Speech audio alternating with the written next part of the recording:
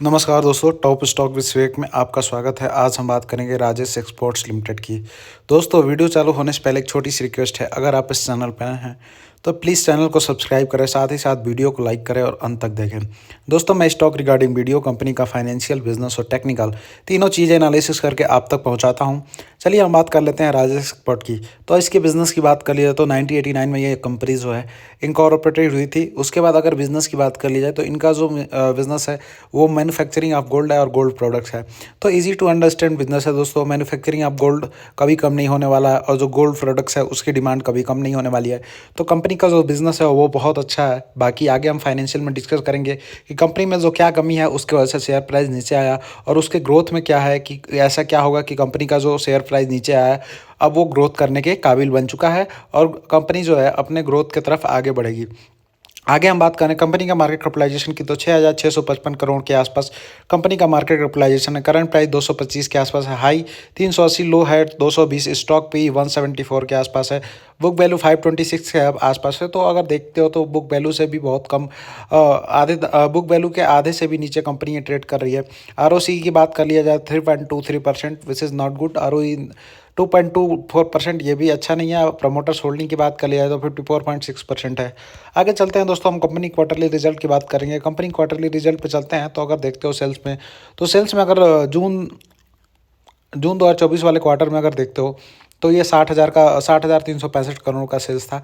But सितंबर वाले में देखते हो जो कंपनी का यहाँ से जो मेजर फॉल का चालू हुआ, अगर यहाँ पे देखोगे तो यहीं से कंपनी का सितंबर 23 वाले से ही कंपनी का जो सेल्स हुआ बहुत बहुत ज़्यादा डिक्रीज हो गया। बट अगर जो अभी लेटेस्ट क्वार्टर के नंबर हैं वो बहुत अच्छे हैं और उसके कंपेयर में लगभग लगभग ऑलमोस्ट कंपनी अगर देखते हो तो 38,66 करोड़ से कंपनी अपना सेल्स बढ़ा के 66,924, 67,000 करोड़ के आसपास कंपनी पहुंचाती है सेल्स। तो दोस्तों, अगर कंपनी का सेल्स यहाँ डिक्रीज हुआ है तो यहाँ पे अगर आप देखते हो लेटेस्ट क्वार्टर में तो यहाँ कंपनी का जो सेल्स है वो नंबर बहुत ज़्यादा इंक्रीज होता हुआ दिख रहा है।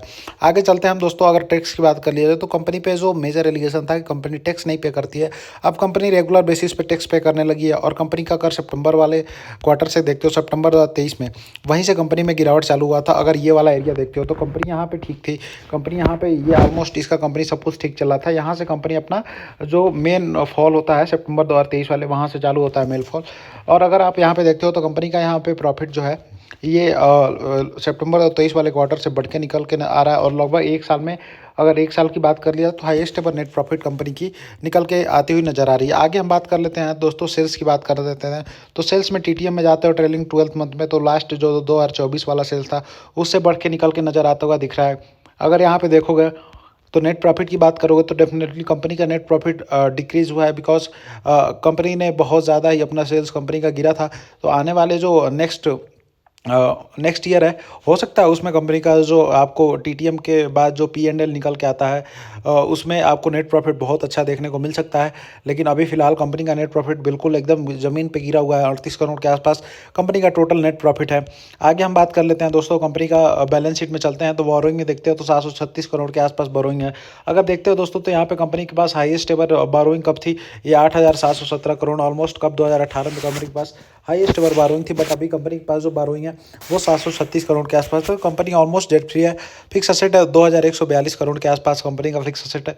तो फिक्स असेट अगर थोड़ा सा भी बेचती है तो मतलब 1/3 भी बेचेगी तो अपना जो कंपनी बोरोड मनी है उस पर कंपनी नीट एंड क्लीन हो सकती है। अगर यहाँ पे देखते हो दोस्तों, कैश फ्रॉम और पॉजिटिव में है मार्च 2024 में। अगर देखते हो तो अगर देखते हो आरओसी की बात कर लिया जाए तो कंपनी के आरओसी की बात कर लिया जाए तो यहाँ पे देखिए मार्च 2024 में 3%, 23 में 11%, 22 में 9%, 9%, 11%, इस तरह से आप देख सकते हो इस ईयर में कंपनी ने कितना आरओसी दिया।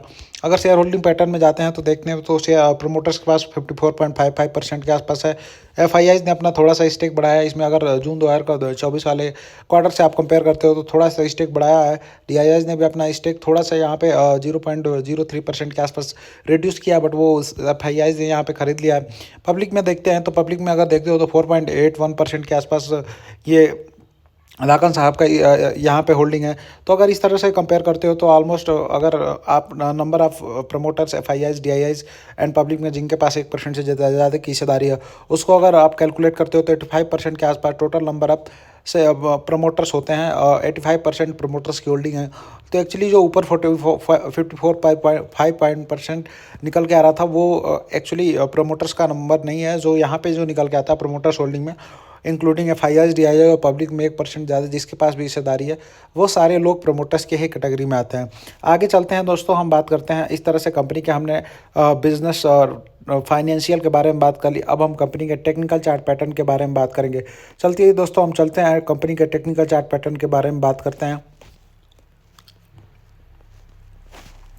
तो यहाँ दोस्तों हम चलते हैं कैंडल स्टिक चार्ट पैटर्न पे। यहाँ पे जाने के बाद हम मंथली बेसिस पे कैंडल स्टिक चार्ट पैटर्न लगाते हैं और यहाँ देखते हैं कंपनी में जो फॉल है वो कहाँ से हुआ और मैक्सिमम फॉल अभी कितना कंपनी अपने टॉप से नीचे गिर चुकी है। तो अगर आप यहाँ पे देखते हो तो कंपनी टॉप से ऑलमोस्ट 77-80% के आसपास कंपनी डाउन है। दोस्तों कंपनी में ऐसा नॉट एज सच कि कुछ भी बदलाव आया। कंपनी में ये था, बस कंपनी पे यही एलिगेशन लगा था कि कंपनी टैक्स नहीं पे कर रही है। इसके वजह से स्टॉक थोड़ा मैनिपुलेशन का आरोप लगा कि कंपनी धोखाधड़ी कर रही है सेबी के साथ। उसके बाद से स्टॉक प्राइस गिरते हुए ऑलमोस्ट 80% के आसपास स्टॉक प्राइस कंपनी का गिर गया। और टॉप से अगर 80% कंपनी गिर जाती है, कंपनी के बिजनेस में कोई बदलाव नहीं आता, फाइनेंशियल में भी बदलाव आता है लेकिन वो केवल बहुत लंबे समय के नहीं है, थोड़े समय के लिए आता है। फिर से कंपनी जो उसका बिजनेस था फिर से उसको अच्छे से रन करती है, फिर से नंबर ऑफ सेल्स बढ़ाती है, नंबर ऑफ नेट प्रॉफिट बढ़ाती है, net profit quarter on quarter basis पे बढ़ाती है। तो दोस्तों आपको क्या लगता है कंपनी यहाँ से बाउंस बैक नहीं करेगी? कंपनी डेफिनेटली बाउंस बैक करेगी। कंपनी को भले अगर आप देख सकते हो तो अगर ये थोड़ा एक 3 टाइम्स इन 3 ईयर वाली स्ट्रेटजी है। यहाँ पे पहला उसमें नियम यही है कि कंपनी टॉप से 67% के आसपास डाउन होना चाहिए।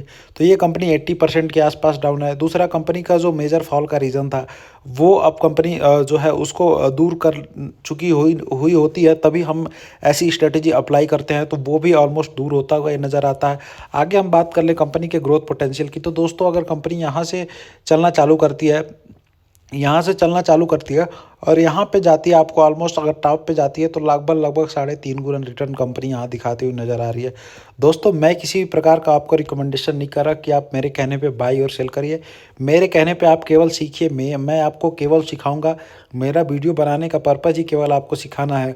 मैं इस तरह की वीडियो आपको लेकर आता रहता हूँ। आप अच्छे स्टॉक्स में इन्वेस्ट करिए, आपको डेफिनेटली पैसा मिलेगा। चीज़ों को सोच समझ के इन्वेस्ट करेंगे तो आपको ज़रूर पैसा मिलेगा। गैम्बलिंग को मत लीजिए, स्टॉक मार्केट को गैम्बलिंग की तरह मत लीजिए। एफ&ओ में बिल्कुल इन्वेस्ट मत करिए, वहाँ बिल्कुल जाके अपना पैसा बर्बाद न करिए। आप जो मेहनत से पैसा कमाते हो उसको आप ऐसे बहुत इजी वे में उसको बहा देते हो मार्केट में। तो इसलिए चीज़ों को सोच समझ के अच्छे यूट्यूबरों को देखो, अच्छे जगह से नॉलेज लो, तब आपको डेफिनेटली ग्रो करने में सारी चीज़ें आपको हेल्प करेंगी। दोस्तों आज के लिए बस इतना ही। अगर चैनल को सब्सक्राइब नहीं किया तो सब्सक्राइब करें। मिलते हैं नेक्स्ट वीडियो में। Thank you. जय हिंद, जय भारत।